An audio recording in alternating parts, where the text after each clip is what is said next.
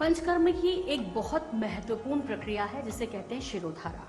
शिरोधारा यानी सर पर धारा के माध्यम से, जब वो ऑयल हो सकता है, वो घी हो सकता है, वो दूध हो सकता है, उसके माध्यम से जब शरीर पर एक धारा प्रवाह करके मस्तिष्क संबंधी कई प्रकार की व्याधियों को दूर किया जाता है, उसे पंचकर्म में शिरोधारा के नाम से जानते हैं।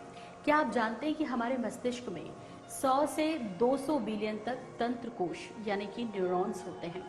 तो मस्तिष्क से जुड़ी कोई भी बीमारी है, कोई भी व्याधि है, उसका उपचार इसके माध्यम से बहुत बेहतर तरीके से किया जा सकता है। खासतौर पर यदि आप माइग्रेन का शिकार हैं, इसमें भी आपको बहुत राहत मिलती है।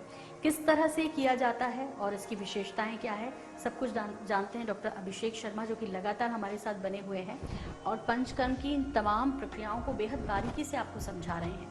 आप भी समझिए। डॉक्टर अभिषेक, शिरोधारा हम देख रहे हैं, ये वैसे तो जो तेल है, तेल की धारा से किया जा रहा है। ये तेल के अलावा और किन किन चीज़ों से किया जाता है? मैम, शिरोधारा बेसिकली बहुत सारी चीज़ों से किया जा सकता है। जैसे कि तक्र, हम एक बटर मिल्क का बनाते हैं, उसे हम तक्र धारा कहते हैं। दूध से करें तो क्षीर धारा होती है, हम इससे करें तो ये तेल धारा है। ठीक है। शिरोधारा को हमने उसके मेडिसिन, जिस मेडिसिन से किया जाता है उसके अकॉर्डिंगली उसका नाम दिया जाता है। अलग अलग व्याधियों में इसके अलग अलग यूजेस हैं। जैसे हमें तक्र धारा, तो ग्रेइंग ऑफ फेयर, किसी के बाल सफ़ेद हो रहे हो, असमान, तक्र धारा बटर मिल्क उससे हम धारा गिराते हैं, वो तक्र धारा कहलाता है। वो ग्रेइंग ऑफ फेयर में काफ़ी अच्छा है। यदि हम बेसिकली तेल धारा जो कर रहे हैं, ये अनिद्रा में, वात रोगों में इसका काफ़ी अच्छा रोल है तेल धारा का। वात रोग मतलब वायु से संबंधित जो भी रोग आपके शरीर में है, उनको भी शिरोधारा के माध्यम से खत्म किया जा सकता है। सबसे अच्छी ये औषधि के तौर पे कार्य करता है। बेसिकली जब हम इसको धारा को गिराते हैं तो हम ये ध्यान रखते हैं कि धारा आपकी फोरहेड से 4 अंगुल ऊपर से ही गिरे। जब ये गिरता है तो एक प्रकार का प्रेशर वहाँ पे बनाता है, उसको हम प्रेशर बोलते हैं। वो वाइब्रेशन उत्पन्न करता है और न्यूरॉन्स के थ्रू ब्रेन पे काम करता है। अच्छा, मतलब जो आपका ये इंस्ट्रूमेंट है, इससे और इसके पेशेंट से 4 अंगुल की गैप होता है। ये बेहद महत्वपूर्ण है।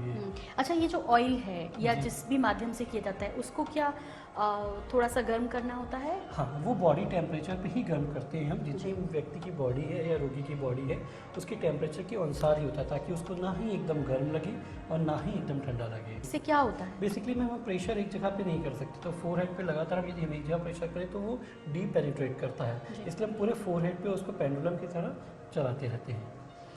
क्या मानसिक रोगों में भी शिरोधारा का फर्क पड़ता है? यदि कोई मानसिक रोगी है, बहुत फर्क पड़ता है मैम। कोई मानसिक रोगी है जिनके ब्रेन अच्छे से डेवलप नहीं हो पाए, उन रोगी में भी हम शिरोधारा करते हैं 21 दिनों का, और प्रॉपर उनको रिएक्शन बहुत अच्छा मिलता है। इसमें कोई एज भी रहता है कि मतलब उम्र के हिसाब से आपको शिरोधारा दी जाएगी? क्या ये छोटे बच्चे, क्योंकि आजकल जिस तरह का कोरोना काल के बाद एजुकेशन को लेके कुछ बच्चे बहुत स्ट्रेस लेते हैं, हमारे नंबर्स नहीं आ रहे हैं, या और भी कई समस्याएं जो आजकल बच्चों से ही शुरू हो जाती है, यंगस्टर्स भी बहुत शिकार होते हैं, क्या सभी लोग ले सकते हैं इसको? जी मैम, ये एक रिलैक्सेशन थेरेपी है जिसको हम सभी को दे सकते हैं, लेकिन बच्चों के लिए हम समय अवधि थोड़ी कम कर देते हैं। जैसे हम किसी यंग एडल्ट को 45 मिनट्स टू 1 आवर तक, 1 घंटे तक दे सकते हैं। बच्चों के लिए वो समय अवधि हम कम कर सकते हैं, लेकिन एकदम ही छोटे बच्चों को नहीं दिया जाता है। जी ठीक। इसके लिए आपने कहा 21 दिन कम से कम, इसकी भी वही प्रोसेस है 21 डेज की। कितने दिनों के बाद इसको आपको रिपीट करना चाहिए? बेसिकली मैम, इसको आप डेली ही करा सकते हैं, क्योंकि एक रिलैक्सेशन और एंजाइटी, स्ट्रेस से आपको निजात दिलाता है। ये एक ऐसी थेरेपी जिसको आप डेली ले सकते हैं। मॉर्निंग में सूर्योदय के बाद 9-10 बजे से शाम के 4 बजे तक ही दे सकते हैं। सायंकालीन हम शिरोधारा का प्रयोग नहीं करते, क्योंकि वो कफ का टाइमिंग होता है। तो ये महत्वपूर्ण बात है कि आपको शाम के वक्त शिरोधारा नहीं लेनी है। यदि आपके आसपास कोई ऐसा क्लिनिक है और जो सिर्फ कुछ कहना चाहिए कि पैसे बनाने के लिए कहे कि आप कभी भी आ जाइए, जब आपको, आमतौर पे अभी समय की बहुत बड़ी दिक्कत है, लोगों के पास समय नहीं होता, तो आप प्लीज़ इसको इतना फॉर्मली ना लीजिए, इतना कैजुअल मत लीजिए कि आपको ये दिक्कत हो जाए कि आप टाइमिंग्स का ध्यान ना रखें। उससे फिर आपको बजाय फ़ायदा होने के कुछ दूसरे नुकसान भी हो सकते हैं। साथ में ठंड से उसको बचना होगा, और जब भी प्रोसेस करा रहा है उसके आफ्टर 45 मिनट या 30 मिनट्स के बाद वो गर्म पानी से स्नान कर लें। अच्छा, 45 मिनट्स आपकी ये प्रोसेस चलेगी, उसके बाद आप 45 मिनट्स अपने आप को आफ्टर बाद थोड़ा सा रिलैक्सेशन दें, हवा में ना जाए, ये बेहद महत्वपूर्ण है, तभी शिरोधारा का पूरा लाभ आपको मिलता है। दूध से जो शिरोधारा की जाती है वो किस तरह की व्याधियों के लिए है डॉक्टर साहब?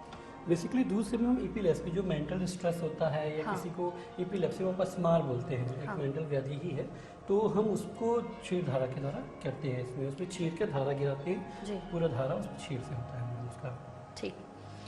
तो उम्र का कोई बंधन नहीं है, बस ये है कि आपको यहाँ से स्वस्थ रहना है। और वैसे तो ये आप ही के ऊपर डिपेंड करता है कि आप कैसा सोचते हैं, कैसा पढ़ते हैं, कैसा देखते हैं, क्या सुनना चाहते हैं, क्योंकि आप जो कुछ भी करते हैं वो सब कुछ यहीं से होके गुजरता है।